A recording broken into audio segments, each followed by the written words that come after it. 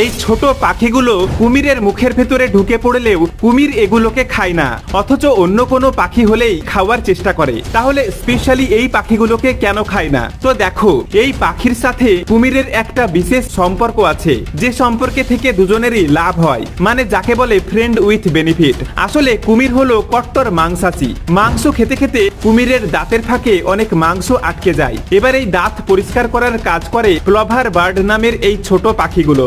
এতে পাখিরও পেট ভরে যায় আর কুমিরেরও দাঁত পরিষ্কার হয়ে যায়।